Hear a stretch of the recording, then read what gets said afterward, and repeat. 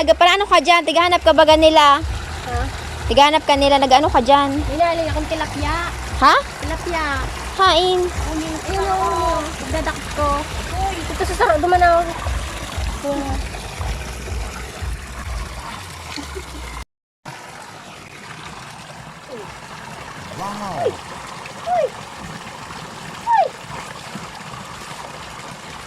Mau, yan may tilapia mahal. Ako pa na. Oo, kaini. Ang pang-ulam na sarang kami nilulam eh. Ano ba? Sarap ko nga! Sarap ka na!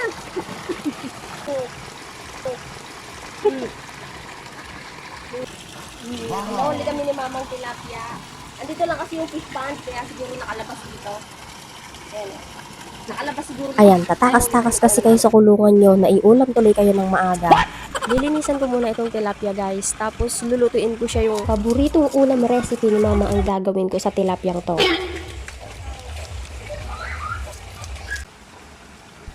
Mabuti na lang palang nagsilabasan kayo sa fish pond para hindi na ako nahirapan pang maghanap ng ulam ngayon. Etong gagawin kong luto sa tilapia guys ay kakaiba.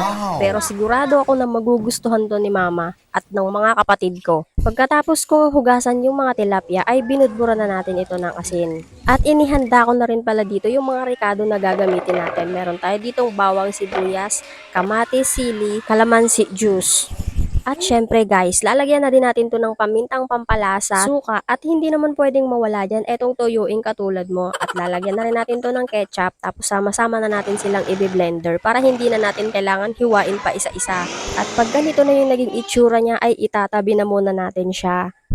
At ngayon naman guys ay magpiprito muna tayo ng ating mga tilapia na kung saan ay kalaban natin dito yung mantika.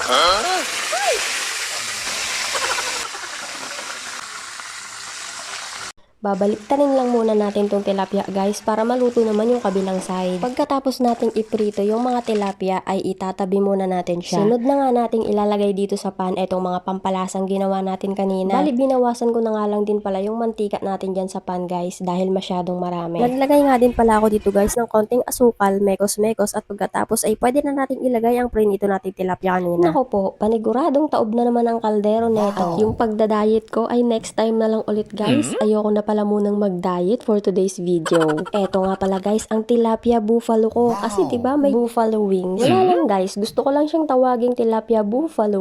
Sorry na agad kung matatakam na naman kayo sa recipe ko na to guys. Kung hindi nyo pa nga ito nagagawa, ay subukan nyo na rin dahil sinisigurado ko sa inyo na magugustuhan nyo to. Ay pagkasarap-sarap naman talaga ng luto ko guys, hindi ko nga mapigilan yung sarili ko. At napadami na naman yung kain ko dito.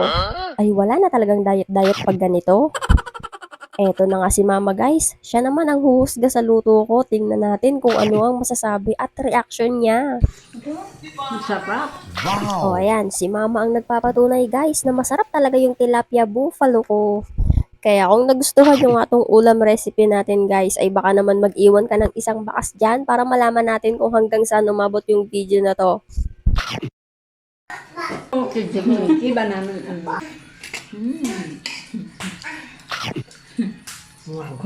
Drama? Pati nga yung mga kapatid ko guys ay talaga namang sarap na sarap sa ulam recipe na to. Kaya kung ayaw mong mapakain ng marami at nagda-diet ka, ay huwag mo nang subukan na gumawa ng recipe na to. Kasi talaga namang mapaparami ang kain mo.